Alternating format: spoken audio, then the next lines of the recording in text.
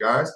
We've been hearing this for decades. Like, if you ever heard this before, give me a thumbs up. I want to make sure your heart is beating, right? You ever heard this before? Everybody needs 5 income streams. There's no way around it. You got to have 5 income streams. If you don't have 5 income streams, you have a high probability of ending up being a person that is going to have a serious financial problem in years to come. So what could be, these are just some ideas. This, now my list, I mean, I looked on my list, I have 12 income streams, but 5 income streams, here's just some ideas of what an average person maybe could do. Maybe get some multifamily rental income. You guys know Jill on my team. We have a builder down in South Georgia. He's building 4plexes and 6plexes with $255,000. They're already fully rented. The rent is $3,100 a month. Your mortgage payment is $1,600 a month. You're making $1,500 a month. What if you had 2 of them? Then you have $3,000 a month coming in passive income for the rest of your life. Okay, that's easily doable. Some people say, well, what does it take to buy an investment property? Right now, I'm telling you about the what. The what. We're talking about the what. And then your financial investments, right? Everybody knows here that you should be taking 10% of what you make and investing it in mutual funds. Like, we all know that. It's no secret. And it needs to be automated, right? It needs to be automated. Like, you need to treat your 10% of what you make and investing it in mutual funds, or at least mutual funds, I would say. You need to treat it like a bill. You need to treat it just like a bill. Okay, boom, I got to pay my bill.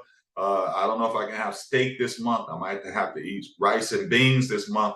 But if the 10% is going to put me in the rice and bean market or the steak market, it just depends. But you should take 10% of everything you make, and you have to be investing 10% of what you make. Some of us, that may mean cutting your lifestyle down, right? From this grandiose lifestyle to, a lifestyle down here, because there's nobody going to be waiting for you to help you when you get elderly.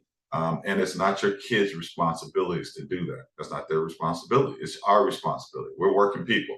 Revenue share opportunity. You have that here. You also have stock here at this company. Hopefully you guys are taking, a percentage of your closings and investing it in stock. Like, this is a company that's kind of like on the ground floor that's getting, moving up the ladder. I mean, I wouldn't put 100% of my money in any company, right? That's why I like mutual funds. That's focused on the S&P 500 index.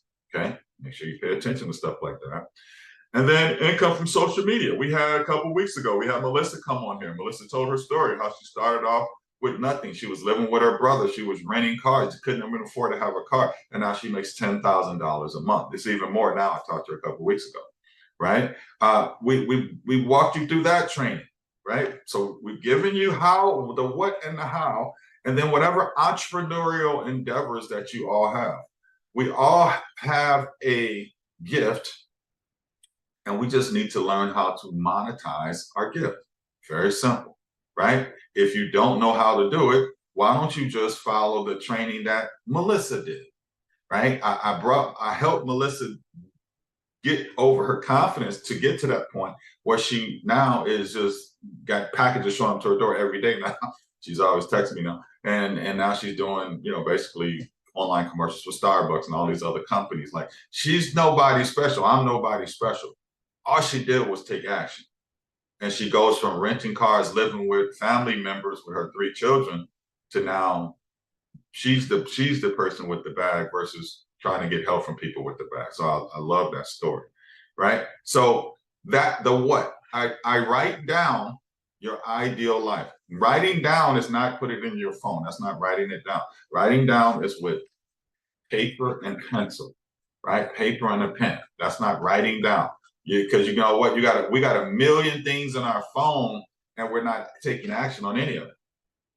And so putting more notes on our phone, we don't need the new iPhone 15 is coming out, and I see it has a terabyte of storage. I'm like, wow, a terabyte. You could run a Fortune 500 company off of this phone with a terabyte worth of data. That's an enormous amount of data. So I want you guys to just get back to, when you were young kids, and you grew up and said, hey, when I grow up, I want to be.